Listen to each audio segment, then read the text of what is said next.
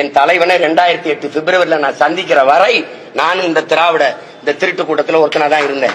சந்திச்ச பிறகுதான் தமிழன்னா யாரு, தமிழ் தேசியம்னா என்ன, தமிழனுக்கு தேவையான அரசியல்னா என்ன அப்படின்னு வந்த பிறகுதான் இந்த அரசியலை கட்டமைக்கிறேன். உன்னை பிரபாகரன் சந்தித்தது ஒரு நிமிடம் தான். ஒரு நிமிடத்துல யூரின் கூட போக முடியாதுங்க. யூரின் போறதுக்கு 2 நிமிடம் ஆகும். ஒரு நிமிடத்தில் நீ ஆமை கறி சாப்பிட்டுருவியா? ஒரு நிமிடத்துல அரிசி கப்பலை சுட்டுருவியா? ஒரு நிமிடத்துல சுட்டு பழகிருவியா? நீ என்ன பேசுற? பிரபாகரனின் துப்பாக்கியில் இருந்து வெளிவரும் புல்லட்டும் என் வாயிலிருந்து வர வார்த்தையும் ஒண்ணு தலைவர் சொன்னாரா? எவ்வளவு பெரிய கேவலம் இது! பிரபாகரன் இருக்கும் இடத்தில் நான் இருந்தால் என்ன புடுங்கிடுவேங்கிறேன்.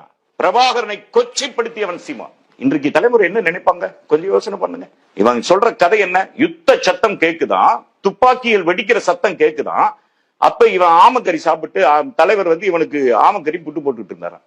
அப்ப இன்றைக்கு இளைஞர்கள் என்ன நினைப்பாங்க? வெளியே யுத்தம் நடந்துட்டு இருக்கு, சிங்களனை எதிர்த்து நம் தம்பிகள் போராடிட்டு இருக்கிறாங்க.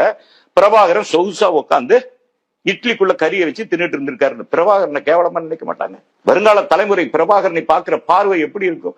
அப்ப பிரபாகரனை சிங்களனை விட கொச்சைப்படுத்தி நீ. சிங்களம் கூட பிரபாகரனை கொச்சப்படுத்தல.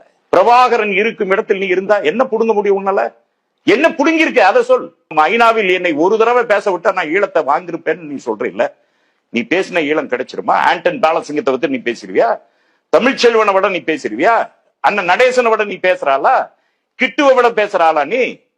அப்ப நான் அரை மணி நேரம் பேசினால் ஈழம் கிடைத்து சொன்னா 30 வருட ஒரு ஆயுத போராட்டம் வீண்ங்கிறியா? அங்கு விழுந்த மாவீரர்களுடைய மரண தியாகம் வீண்ங்கிறியா? என்ன பேச விட்டுருக்கலாங்கிறியா?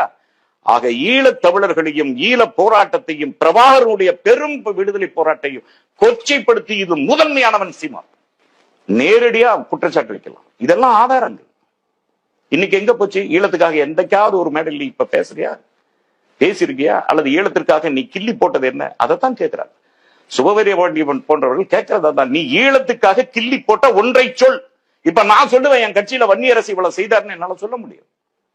சுபவீர பாண்டியன் என்னென்ன பண்ணாருன்னு சொல்ல முடியும். திருமாவளவன் என்னென்ன செஞ்சாருன்னு சொல்ல முடியும். நெடுமாறன் என்னென்ன செஞ்சாருன்னு சொல்ல முடியும்.